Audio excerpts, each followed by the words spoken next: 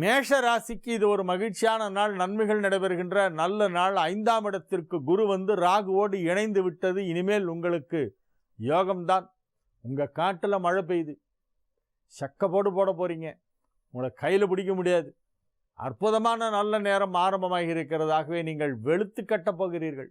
நன்மைகள் மிக பெரிய அளவிலே நடைபெறுகின்ற ஒரு நல்ல நேரம் துவக்கமாகியிருக்கிறது என்று சொல்லலாம். இன்று முதல் ஆகஸ்ட் 1 தேதி வரையிலே உங்கள் ராசிக்கு 5ஆம் இடத்திலே குரு அமர்ந்து கொண்டு உங்களுக்கு எண்ணற்ற நன்மைகளை வாரி வாரி வழங்கப் போகிறது. ஆகவே இது ஒரு நல்ல நாள், அதற்கான துவக்க நாள் இன்றைய தினம். நல்ல நேரம் ஆரம்பித்து விட்டது இன்று முதல் என்று சொல்லலாம்.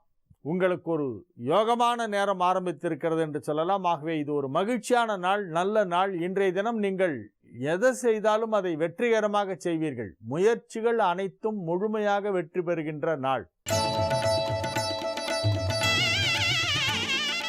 ரிஷப ராசிக்கு இது ஒரு மிகச் சிறப்பான நன்மைகள் நடைபெறுகின்ற நல்ல நாளாக விளங்குகிறது. ராசிக்கு 7ஆம் இடத்திலே யோகாதிபதியான சனி அமர்ந்து கொண்டு நன்மை செய்து கொண்டிருக்கிறது. 4ஆம் இடத்திலே குரு ராகு சேர்க்கை உங்களுக்கு நன்மையைத்தான் செய்யும். மிக சிறப்பான நன்மைகளெல்லாம் நடைபெறுகின்ற ஒரு நல்ல நாளாக இந்த நாள் விளங்குகிறது. இது ஒரு மகிழ்ச்சியான நாள். 5 குடைவன் 9ஆம் இடத்திலே இருப்பதால் யோகம். மிக அற்புதமான நிலையிலே கிரகங்கள் அமைந்திருக்கின்றன. மகிழ்ச்சியாக இருப்பீர்கள். திருமண பேச்சுவார்த்தை வெற்றிகரமாக நடந்து முடியும்.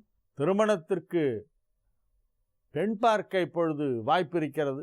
பெண் பார்த்து பேசி முடித்து திருமண முகூர்த்த ஓலை எழுதுகின்ற நேரம் என்று சொல்லலாம். நன்மைகள் நெருங்கிவிட்டன, நல்ல நேரம் வந்துவிட்டது. இனி நன்மைகள் அதிக அளவிலே நடைபெறும். உத்தியோகத்தில் இருப்பவர்களுக்கு பதவி உயர்வு, பணியிட மாற்றம், ஊதிய உயர்வு, வேலை மாற்றம், தொழில் வளர்ச்சி, பொருளாதார முன்னேற்றம் போன்ற அனைத்தும் வெகு சுலபமாக நடைபெறுகின்ற நல்ல நாளாக இந்நாள் விளங்கும். மிதுன ராசிக்கு இது ஒரு சந்திராஷ்டம நாள். புதிய முயற்சிகளில் இறங்க வேண்டாம். எனினும் இறை வழிபாடு சற்று அதிகமாக செய்ய வேண்டும். இறை வழிபாட்டுக்குரிய நாள் இன்றைய தினம். திருவோண விரத நாள், அமாவாசை நாள். தை அமாவாசை திங்கட்கிழமையோடு சேர்ந்து வருவதால் அரசமர வழிபாடு செய்ய வேண்டும். அரச மரத்திலே அதிகாலை நேரத்தில் ஸ்ரீமன் நாராயணன் வீற்றிருப்பதாக ஐதீகம். ஆகவே அரச மரத்தையும் வேப்ப மரத்தையும் சுற்றி வந்து அஸ்வத்த நாராயண பூஜைன்னு ஒரு பூஜை இருக்குது, அது செய்வார்கள். அது இப்போ ரொம்ப குறைஞ்சிருக்கு. முன்னெல்லாம் நிறைய நான் பார்த்துருக்கேன் அஸ்வத்த நாராயண பூஜை.